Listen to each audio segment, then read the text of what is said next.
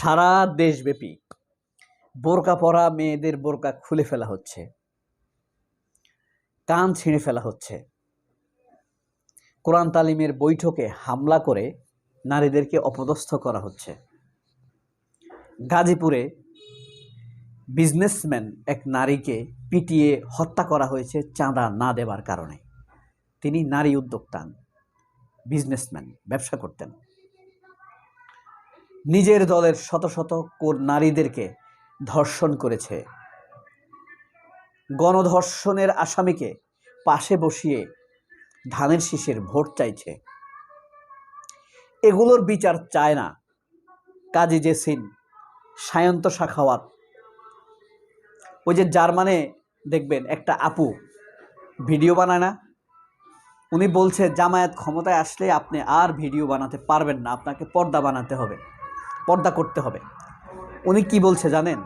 রুবাবা, ওনার নাম রুবাবা, খুব সুন্দরী আপু, ভালো, খুব ক্রিস্টাল মেন্টালিটি, মানে স্বচ্ছ মনের অধিকারী।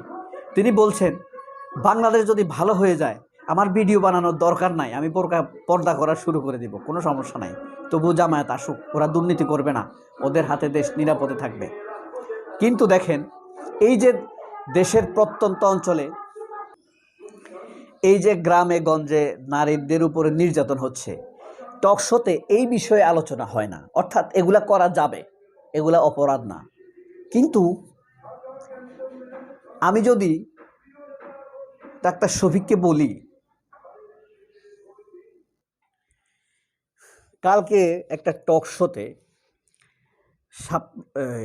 এনসিপির যুগ্ম মুখ্য সচিব সালেউদ্দিন শিপাতকে কয়েকজনে মিলে ঝেঁকে ধরেছে। ফ্যাসিবাদী নেত্রী, জাসদের নেত্রী কাজী জেসিন, সায়ন্ত সাখাওয়াত, ঠিক আওয়ামী লীগের আমলের মতো একদম ঝাপটাই ধরেছে। দেখেন, একটু শুনে আপনাদেরকে।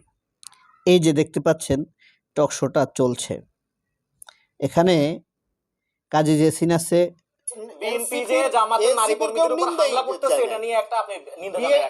যারা ধর্মের ব্যবসা করে, বেহেশতের টিকিট বিক্রি করে, হিজাব পরে অপকর্ম করে, তাদেরকে স্থানীয় জনতা বাধা দিচ্ছে। বাধা তাহলে ঠিক আছে, আপনি পুলিশে দায়িত্ব নিবে না, স্থানীয় জনতা মারতে পারে, বিএনপি মারতে পারে, ধর্মের অপব্যবহার করছে। দেখেন, শিফাত বলছে যে মসজিদে হামলা হচ্ছে, নারীর কান টেনে ছিঁড়ে ফেলেছে, হিজাব খুলে ফেলেছে, এসব জন্য একটা নিন্দা জানান অন্তত। সায়ন্ত কি বলছে? সায়ন্ত বলল যে মানে এটা হলো গণপিটুনি দিচ্ছে, গণবিরোধী তারা অপরাধ করছে, এই কারণে স্থানীয় জনতা তাদেরকে গণপিটুনি দিচ্ছে।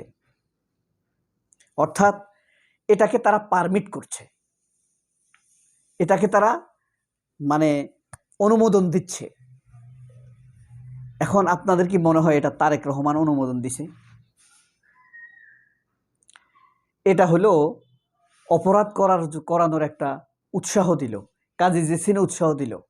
এখন বলতেছে আপনি একজনকে গালি দিছেন, তোমার পোশাকটা সুন্দর না, তোমার পোশাকটা সুন্দর না, আপনার বুঝেন কথা। ধরেন আপনার চাচাতো বোন, তাকে আপনি বলছেন তোর পোশাকটা সুন্দর না, আরেকজনে এসে পোশাকটা টেনে ছিঁড়ে ফেলেছে। Which is bigger fraud? কোনটা বড় প্রবলেম বলেন? আপনি বলছেন পোশাকটা সুন্দর না, আর আপনার আরেক চাচাতো ভাই এসে ওই চাচাতো বোনের জামাটা ছিঁড়ে ফেলেছে, ওইটা ভয়ঙ্কর অপরাধী না? কিন্তু কাজী জেসিন এবং সায়ন্তরা, গাজী টিভিরা, পাজি জেসিনেরা সেই পোশাক ছিঁড়ার ঘটনাটি বলবে না, কথা বলবে না, নিয়ে আলোচনা করবে না। আপনি কেন পোশাকটাকে অসুন্দর বলেছেন এটা নিয়ে মিডিয়াতে সয়লাভ করে ফেলবে। এটা হলো তাদের চরিত্র। এই যে নীলফামারী না চাঁপাইনবাবগঞ্জের কোন জামায়াতের নেতা বলছে না, খারাপ কথা বলছে, যে ডাকসুতে বেশ্যাদের আড্ডাখানা ছিল। আসলে তো ছিল, বেশ্যা ঘুরে বেড়াইতো তো ডাকসুতে নির্বাচনের আগে, সর্বমিত্রর অ্যাকশনের আগে, বলছে না? পরে সে সরি বলছে। যাই হোক, সে ভালো কথা বলে নাই, সে বলছে যে এখানে বেশ্যাদের আড্ডাখানা। ঠিক আছে, এখন সরোয়ার্দী উদ্যানে ঢাকা ইউনিভার্সিটির আশেপাশে কেউ বেশ্যাবৃত্তি করছে, সন্ধ্যার পরে যা হয় ওখানে, তাহলে কোনটা অপরাধ বড়? অথচ কাজী জেসিন পুরো ওই জামাত নেতা এটা বলছে, এটা নিয়ে তার সে হট, আগুন লাগছে তার শাড়িতে। মমতাজের একটা গান আছে না, আগুন লাগাইয়া দিমুর শাড়িতে, যদি না আসো বাড়িতে আগুন লাগাইয়া, এই জাতীয় একটা গান আছে। আওয়ামী লীগের মমতাজ, এরা সব কাজী জেসিন টেসিন সব এক একটা মমতাজ হয়ে গেছে। কথা বলছেন, এরা রুবাবা হইতে পারে না। ওই যে আমাদের কন্টেন্ট ক্রিয়েটর রুবাবা, ওর মতো হইতে পারে না। ওনার বক্তব্য শুনবেন, হ্যাঁ, খুবই সুন্দর। আপনার মানে জমি জমা চাষ করানো বা ছাগলের যেই ব্যাপার স্যাপার, বাংলাদেশের ছাগলের থেকে উন্নত তো দেখছেন, ওনার নাম হলো আপনার রুবাবা ম্যানিলা। উনি জার্মান থাকেন, খুব সুন্দর দেশের জন্য জুলাইয়ের ভিডিও বানান সাধারণত তিনি। জুলাইয়ের পক্ষের শক্তি, আবার ইসলামের বিপক্ষের না। ঠিক আছে, ইসলাম নিয়ে অ্যালার্জি নেই, অনেকটা আমাদের মতো আর কি। আমরা অত মানতে পারি না, কিন্তু সরি ইসলামকে আমরা ভালোবাসি। ইসলাম যদি এখন প্রতিষ্ঠিত হয়ে যায় আমরা সব মেনে নেব, হ্যাঁ, কিন্তু এখন আমরা বিরোধিতা করি না, এরকম অনেকটা। ঠিক আছে, তো ওনাকে বলছে তুমি ভিডিও বানাইতে পারবা না যদি জামাত ক্ষমতায় আসে। তো উনি বলছে তখন তো ভিডিও বানানোর প্রয়োজন হবে না।